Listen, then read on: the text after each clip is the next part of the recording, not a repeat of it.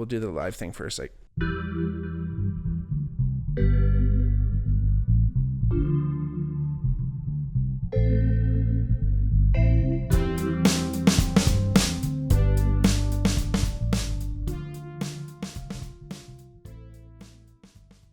hey everybody, welcome back to the Bigmark podcast. It's me, your host, Bigmark. If it's your first time watching, welcome. If not, welcome back. Like I always say, whether you're watching, listening, wherever you're taking in the podcast, please give us a review. Write a review if you have the time, but if not, give us your best star review. Hopefully five stars would be preferable.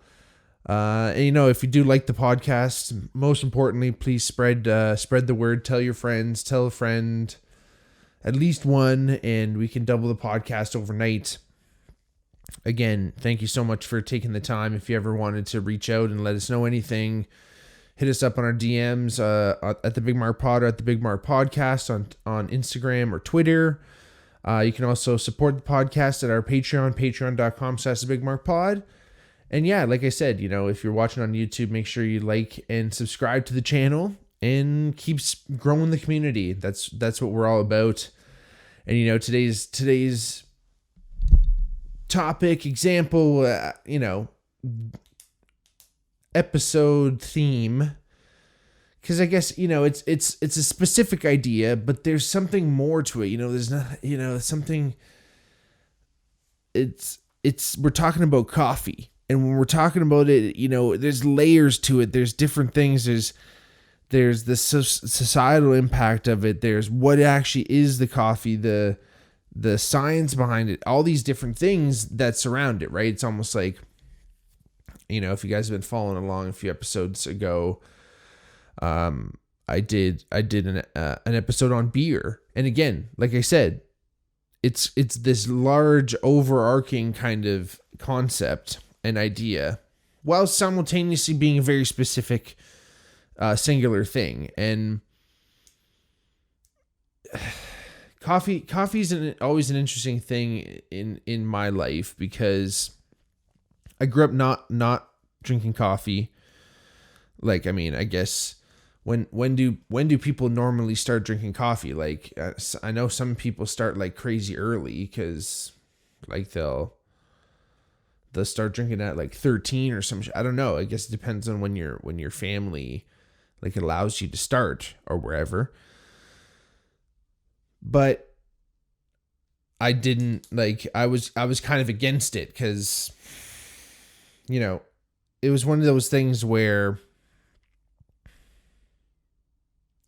because I didn't really understand that it becomes part of your ritual, and the fact that it is like, a stimulating substance.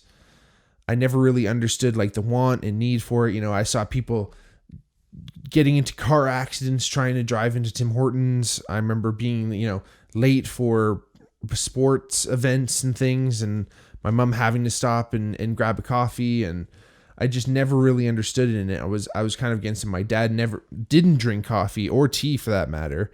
So I was kind of in this mode, and I always liked tea, to be honest, growing up, but I never really needed it. And I even made it all the way through university, which is surprising to a lot of people, that even especially doing a science degree too, where a lot of our classes are like at 8:30 in the morning. I never needed it. When I was personal training, I didn't drink coffee. It was only when I started working behind the bar, actually, when I started working at Sean Ned's at the brewery. I was working behind the bar first, and just those later nights, and we weren't even going till like 2 in the morning or anything. We were just like going till midnight sometimes, or if it was a wedding, even later. And that's where I found I needed it. It was never, it's for me, even to this day almost, it's never been a substance really that I need to wake up with. It's more to stay awake. Got my mug here, my 105 North, shout out Red Lake. Kevin. And again, it's kind of one of those things where, slowly kind of gradually weaned off milk and sugar, and I've started drinking it black. And like, I don't want to sound like I'm trying to be hardo or whatever, but I don't know. I think, that we'll talk about it later, that there are some like health benefits to coffee and stuff. And I feel like when you're loading it up with sugar and milk, it starts to get dodgy. I probably on the best days drink like two cups of coffee in a day. But there's people out there that are drinking like mad cups, crazy cups of coffee, like 8-10 cups, like nuts, man. And like, it's kind of one of those things where it's funny with coffee that it is one of those accepted drugs in our society, right? It's up there with tobacco and alcohol, that it's a full-on drug, caffeine, right? Like, we don't just, a lot of people that even drink decaf coffee, like, it's kind of like there even is some caffeine in decaf coffee, but like, you're not just drinking this bitter bean water for fun kind of thing. Yes, you can get into the flavor profiles, and there is some delicious tasting coffee, but the great thing about it is that it gives you this kind of lift and this boost and stuff. And I think like shepherds started drinking it in the Middle East and things like that, as the first kind of uses of it. But again, it's just one of those accepted drugs, like I said, that maybe because it has that perfect amount, like, I guess you could technically, because it's caffeine, you could drink enough coffee to kill yourself. I feel like that would be a lot of coffee to like stop your heart. But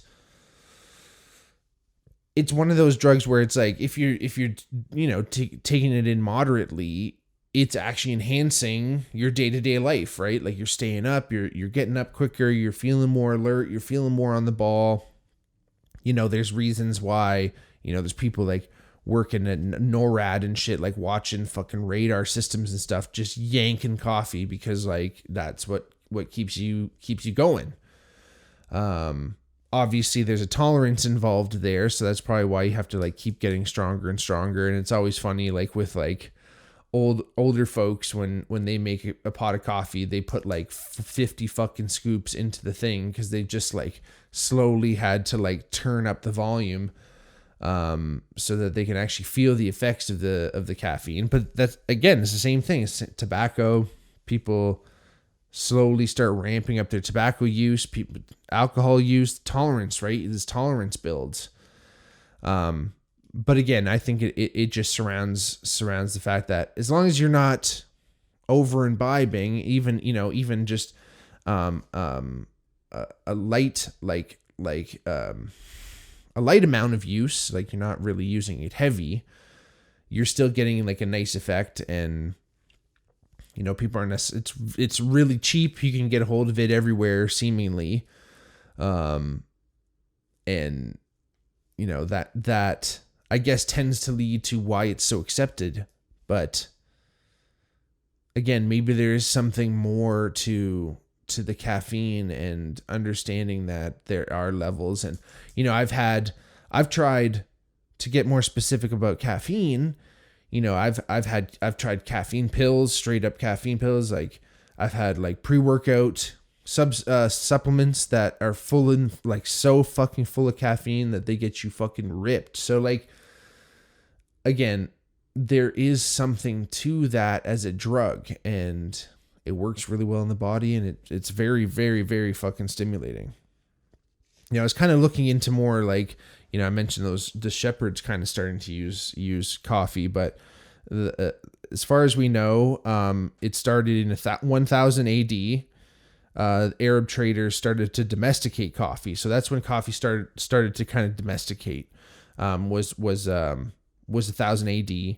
Captain John Smith, which I thought I'm pretty sure he was the guy who married Pocahontas, but anyway, he brought it to Jamestown, Virginia for the first time. So that actually happened before England first got first got a coffee shop. So the first ever coffee shop opened in 1652.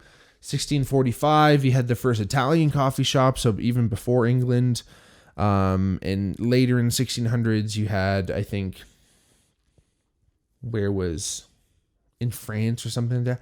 But again, 1600s, you start seeing these coffee shops pop up, right? Because the trade is getting pushed. People are getting introduced to this coffee bean, and they're starting to get really, really down with it. They really like it.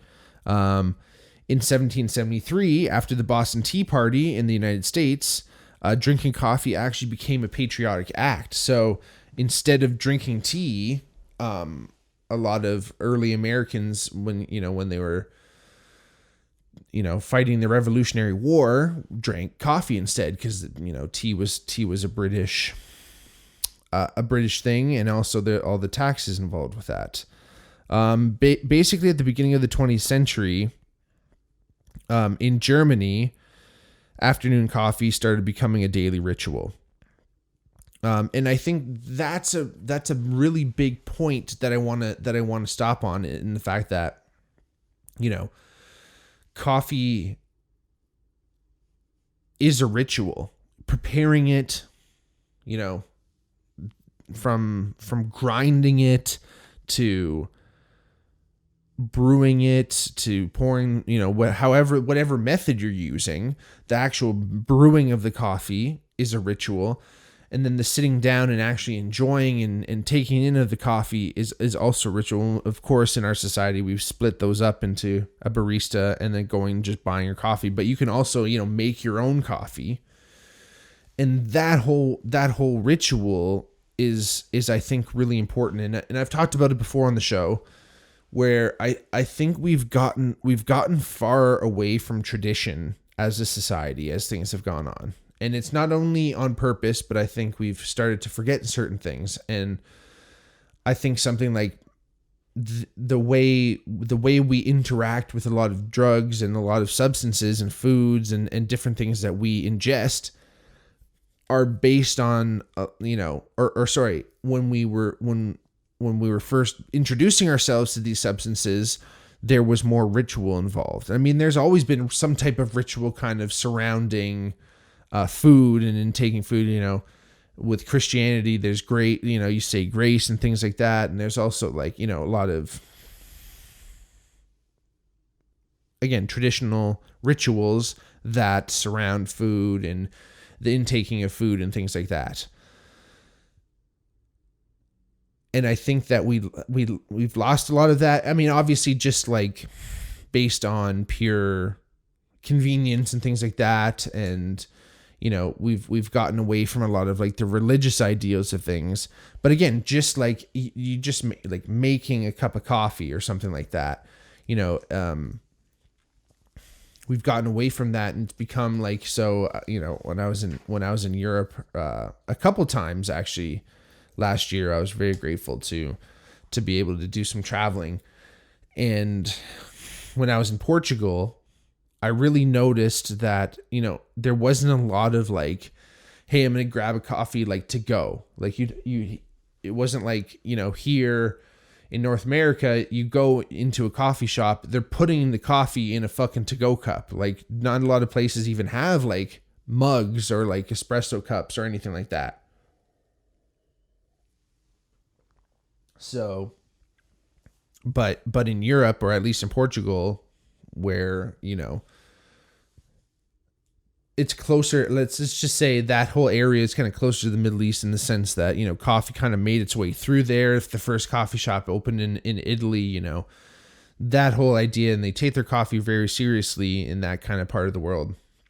It was more so you go in there, you get coffee, and you sit down and you enjoy it, whether it's an espresso or whatever it is. You take the time and you sit down. I'm wearing a Bulldog, which is a coffee shop, which isn't really actually a coffee shop. Obviously, they probably serve coffee in there if you asked, but it's there to smoke weed in. But again, that's the idea that, a coffee shop, it's a place where you go and you sit, and Maybe there's a bakery attached to it, and they started kind of like merging those two ideas, because there's nothing nicer than, having a cup of coffee with a nice piece of pastry. But these are where ideas started to spread as well. Again, I mentioned the American Revolutionary War. A lot of the ideas started coming up in coffee shops and in pubs and things like that. And, even times during Prohibition and things like that, where alcohol wasn't as readily available, coffee shops became these epicenters of ideas. And it was also an idea where it was the anti-alcohol in some senses, right? If alcohol kind of like slows everything down and everything's a little bit more loosey-goosey, caffeine obviously kind of revs things up and tightens up the ship. So people started kind of like leaning towards that, right? And kind of being like, all right, we're intellectuals. And again, like I said, it's surprising even to myself that, I made it through university without really imbibing. And I think some of my roommates were coffee drinkers. I think the boys downstairs were. But again, it was just one of those things that maybe it was the dudes I was hanging out with. Maybe it was just, again, like I said, I was anti, in many ways, I just chose to be kind of anti-coffee. Not that I didn't like, caffeine or energy drinks or anything like that. I love good 5-hour energy and everything like that. But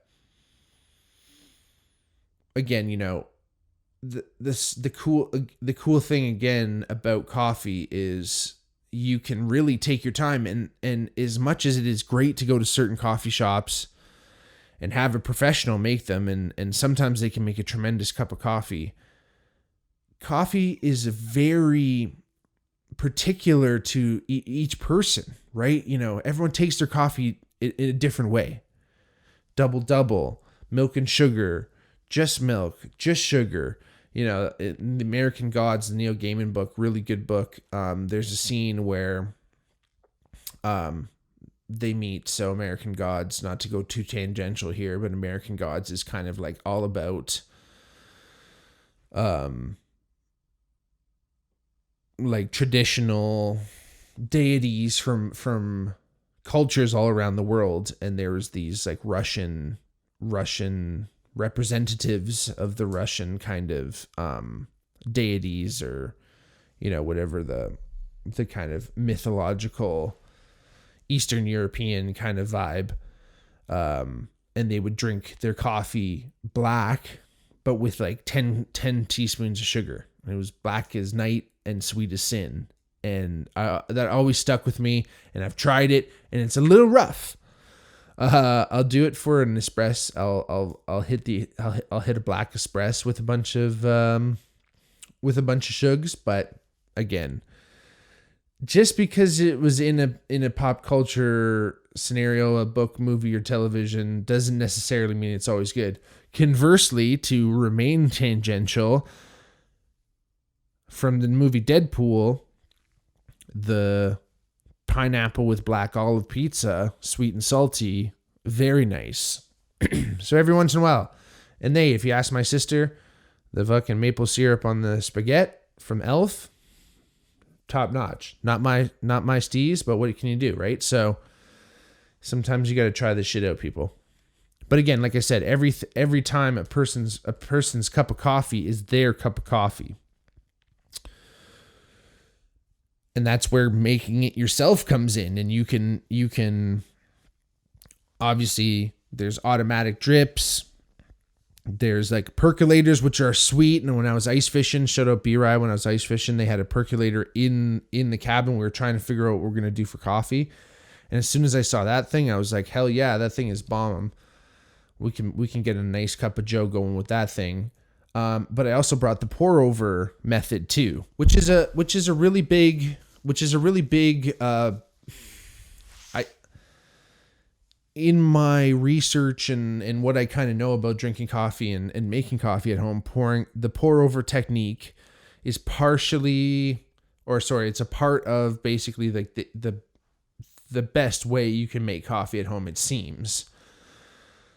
I mean, if you want an espresso, that's a different story. Obviously, you have to have an espresso machine and many other things, and that becomes a whole other thing. But if you're just drinking like regular ground coffee, the pour over technique seems to be the way. And the really scientific heavy duty method is, you know, you have your little scale and you're boiling your water to a certain temperature, and then you have your coffee with your pour over filter holder kind of thing with the coffee grounds in there, ground to the perfect consistency, not too fine, not too coarse. You're putting that in there. You put that on the scale, and then you start pouring the water over slowly, and you're watching the amount of water you're pouring through the beans, because you know for that amount of beans there has to be this much water to get that perfect extraction. And there's oils and there's tannins and and you can burn it if you're too. So interesting and so in depth, and you can get really down into the minutia. Or you can just fucking throw a couple, you know, scoops of the old Folgers in the old automatic drip, and you hit the fucking go, and you just wait till the coffee gets there, right? So everyone has these different wants and needs. And because it's like that, it's like, again, it's one of those accepted drugs. So it's almost that same idea, you know, there's shitty cups of coffee and there's brilliant, beautiful, amazing cups of coffee.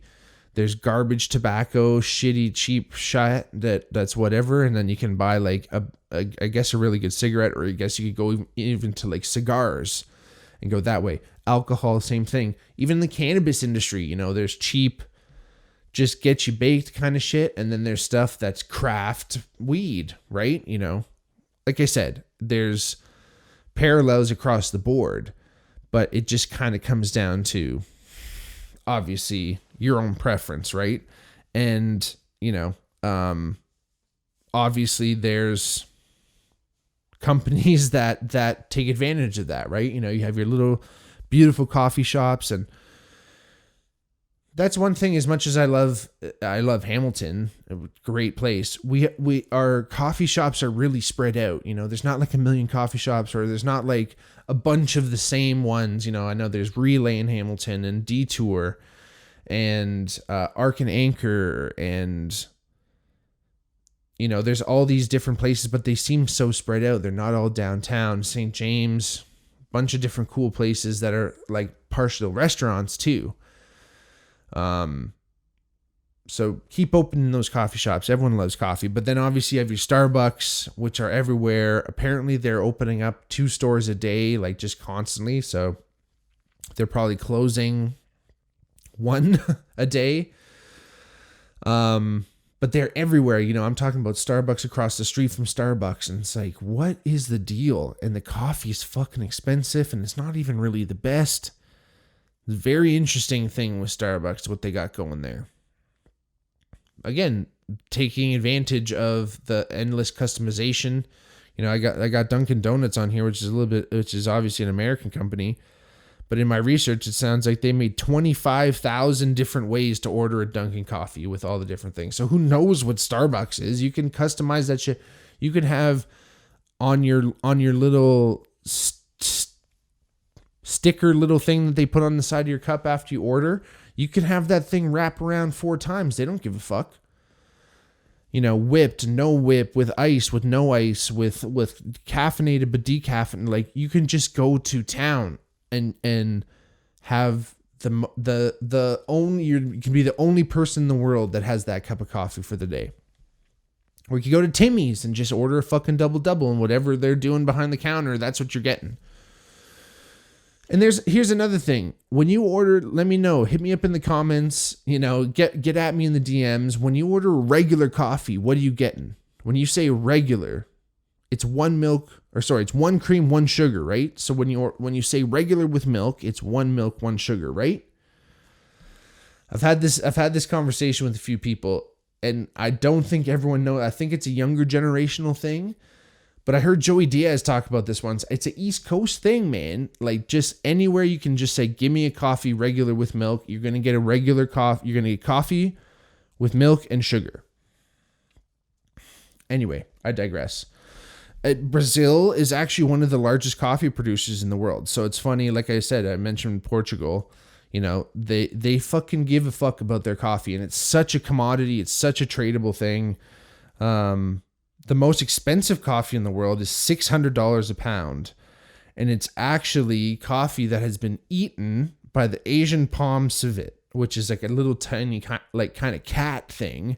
And it poops them out, and something happens in its digestive tract where it changes the flavor profile. And that's the most expensive coffee. So I don't know what that says about us coffee drinkers, but what can you do? Finland actually drinks the most coffee. They have 27 pounds of coffee per year per person.